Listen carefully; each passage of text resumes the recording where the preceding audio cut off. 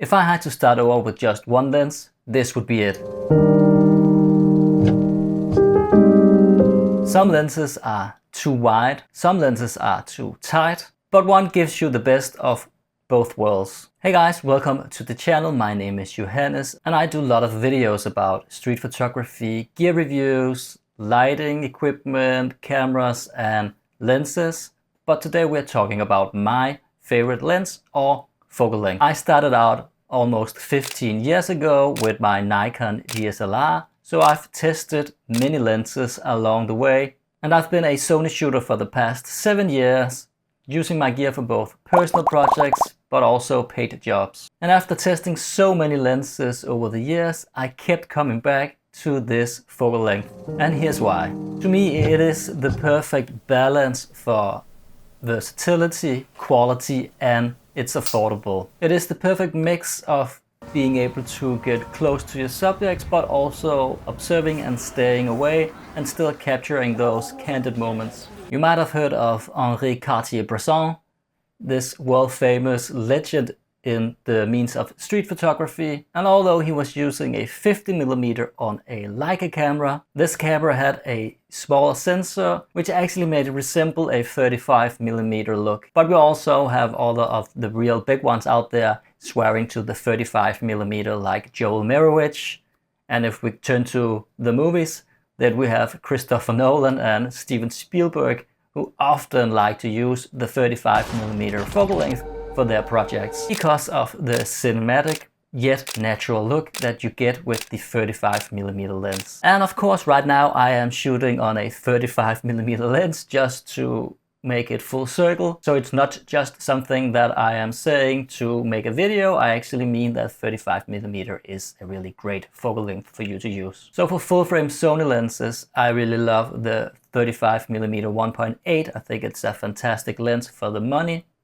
But I know I have some Sony APC users and some Fuji users out there. And if you are a Sony APC user, you could try out the Sigma 23mm 1.4, which is an affordable but really nice lens that will produce you the 55mm look. If you are some of my newer subscribers, then you might be more interested in the Fuji lineup. And I have tested out the Fuji 25mm 1.7, which I think is a cheap but really good lens for the Fuji system. Although it's a little bit higher than the 35mm, it is really close to this focal length. So one of the reasons I really love this lens especially is because it is lightweight, it has a really good autofocus, it's a 1.8 fast prime, so it lets in a lot of light and it will help us add a lot of depth to the photo if you want to, so we can get some nice bokeh. And what else do you really need? These are the qualities that most of us are looking for in a good lens. So the Sony 35mm 1.8 is a fantastic lens, as I have just shown and mentioned.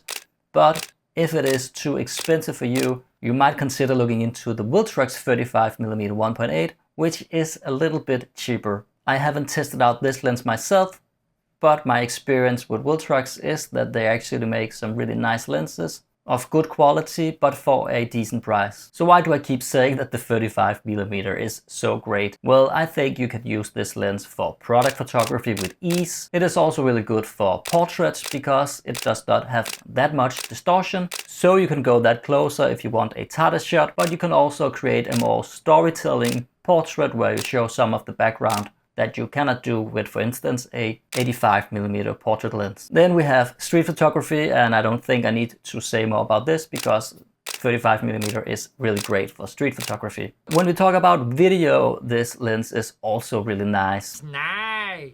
Because you can use this lens as a establishing lens. It is wide enough to do this. If you can go just a little bit back, then you get a really wide view, so you can establish your scene.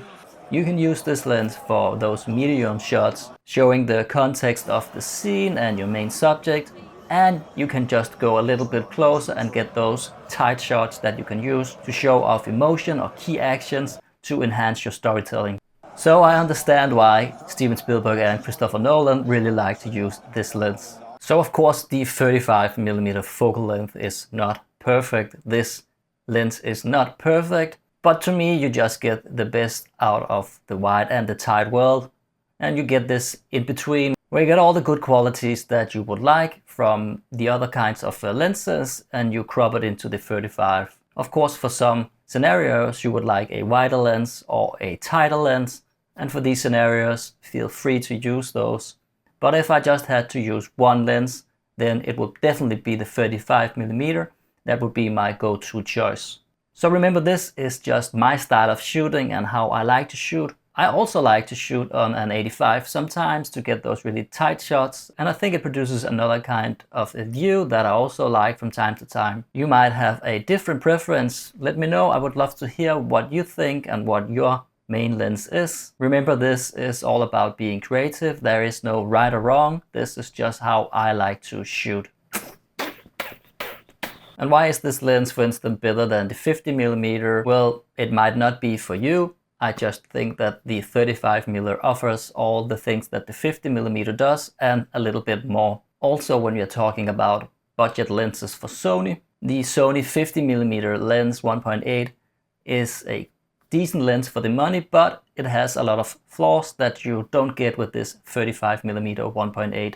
Here it is really hard to notice the difference between the G Master version and this cheap normal version, whereas if you're shooting on the 50mm, there is a lot of difference between the budget one and the G Master version. So before we go on, I will just shout out a bit to some of the supporters to the channel. Of course, all of my new subscribers. Thank you for joining in. I'm glad to see you here.